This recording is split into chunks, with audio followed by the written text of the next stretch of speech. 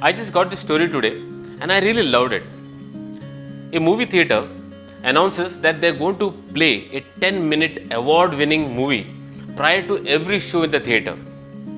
People are really excited and they all come in early and settle down because they don't want to really miss any part of this 10-minute award-winning movie. The movie began with a snapshot of the room ceiling. There's no decoration on the ceiling, it was just plain blank ceiling. Couple of minutes passed, but the camera did not move. People started wondering, and though they were whispering, the frustration was very obvious. After a couple of more minutes, emotions were moving from frustration to anger. People started wondering, what could be wrong with this man who made this movie? They started ridiculing the jury who gave this man the award. And they could not understand why this theatre management would like to show this movie before every show. After about 8 to 9 minutes, people were getting really impatient. And at that time, the camera moved from the ceiling to the floor. And suddenly, the audience got to see a bedridden man looking at the ceiling. He was totally handicapped due to some spinal cord injury. The camera again rolled back from the floor to the ceiling, and the following sentence appeared on the screen.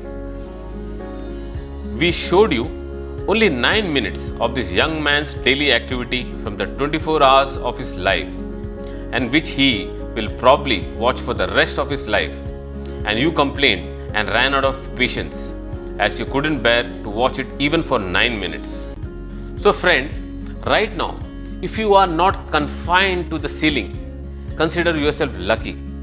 And if you are able to manage 3 meals a day, and if you have your loved ones close to you, consider yourself as absolutely blessed.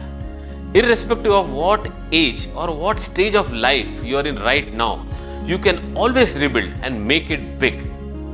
Remember, someone had lost all his money and wealth at the age of 57, and then KBC happened and he regained all his stardom and all the money and much more at that age.